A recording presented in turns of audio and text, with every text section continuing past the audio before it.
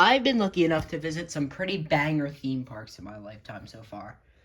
And you might be wondering, in all of this, which one has taken the spot as the best? So today, that's what I'm going to do. I'm going to rank every theme park I've been to from worst to best. Starting with our first spot on the list, Jillian's Wonderland Pier at Ocean City Boardwalk. Now, believe it or not, Jillian's Wonderland Pier is actually the only pier we went to on this entire boardwalk, and I'm pretty sure it's now closed. But at the time, my favorite ride at the pier was the Caterpillar, which was this mousetrap-style coaster with a caterpillar as the roller coaster car. Looking back, it was probably one of the least intense roller coasters I've ever been on. But remember, this is one of the first amusement parks I've ever actually visited. Which is why it takes the lowest spot on the list, because it's mostly kiddie rides. This is literally their haunted house. What kind of abomination is this? I do have to give it extra points for how nostalgic it is.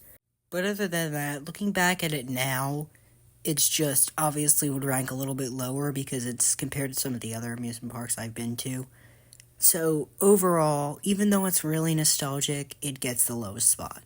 Moving on to spot 7 on our list, Storybook Land. I used to go to Storybook Land every Christmas when we were down the shore.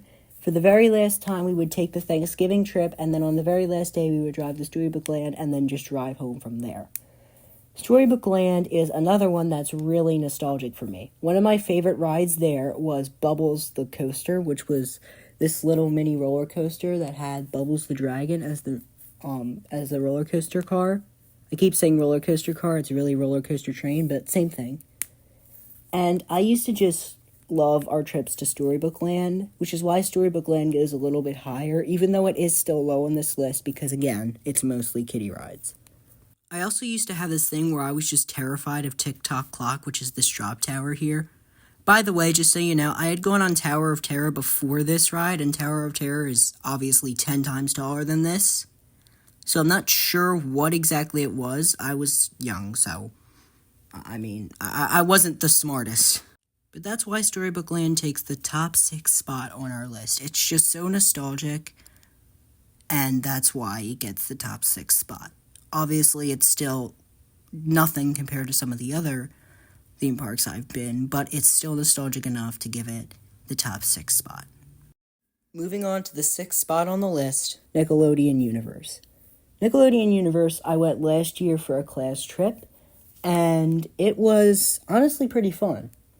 Now, the problem with Nickelodeon Universe is the coolest coaster there, which is the Shell Raiser, that actually is the steepest roller coaster drop in the world, we couldn't actually go on it because it was down the entire time we were there. Which is kind of a shame, but we got to go on a couple other rides too. This was the place that actually helped me get over my fear of roller coasters. So, I'll give it points for that. Otherwise, though, it was inside. It was entirely indoors, so it was probably the only fully indoors theme park I've ever been to. Overall, Nickelodeon Universe was definitely better. It was definitely more advanced than Storybook Land. It was a step up from Storybook Land, but overall, still not as good as the next one on our list, Morey's Piers at Wildwood, New Jersey. Morey's Piers is just so much fun. They have a great variety of rides. Now, I don't know if I've ever been to the 3rd pier that has the Great White, which is the big wooden roller coaster, but I have been to the 2 bigger piers, though, and one of my favorite rides out of the 2 is the Sea Serpent. The Sea Serpent is just so much fun. It's one of those, boomerang-style coasters where you go up the one track backwards, and then you go through the whole thing, and then you end up, on another piece of track right next to the other one, and then you go backwards through that track and go backwards through the whole course. Overall, Morey's Piers is so fun, and it's another one that kind of helped me get over my fear of roller coasters, which helped me when I went to Disney to be able to ride Rocky Roll Roller Coaster for the first time, and then that eventually helped me lead up to the newest theme park that I've been to on this list, Hershey Park.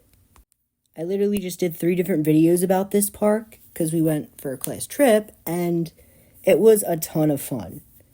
This was probably one of the most amazing amusement parks I've ever been to, outside of the Disney Universal category.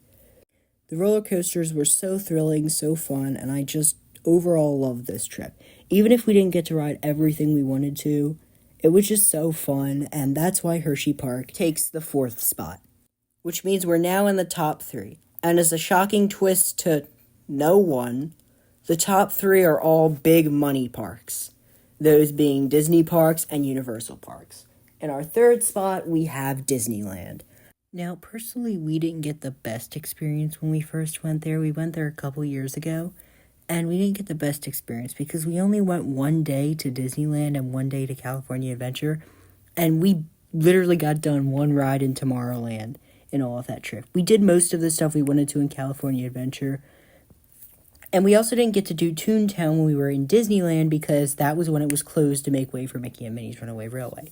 However, we are going back very soon, and we will be able to, and we're doing 2 days in Disneyland this time, so hopefully we'll be able to get everything done that we wanted to. Overall, Disneyland is just a really, really fun theme park, and plus, it's the original, so that gives it extra points too. Walt Disney was actually there, and so for that reason, it takes the 3rd spot. Next up, we got both Universal parks in Florida, Universal Orlando and Universal Islands of Adventure. This was such an amazing trip. We went here a couple years back and didn't get to do everything we wanted to, but the majority of what we wanted to do, we did get done. And this whole trip was just so fun.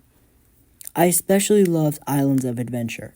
Universal is a great way to combine immersive experiences with full thrill, which is something Disney doesn't match as much because Disney, while they are extremely immersive, doesn't focus as much on the thrill factor because Disney is more geared towards kids. Overall, Universal just knocks it out of the park, so that's why it gets 2nd spot.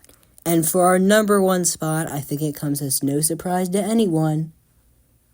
I'm of course giving the number 1 spot to Walt Disney World in Florida. From the classic Disney style of Magic Kingdom, to traveling the world at Epcot, to a close look at the wild in Animal Kingdom, to a step into the golden age of Hollywood at Hollywood Studios, my favorite park by the way, Disney World offers so many amazing experiences, and we've been going there almost every year now.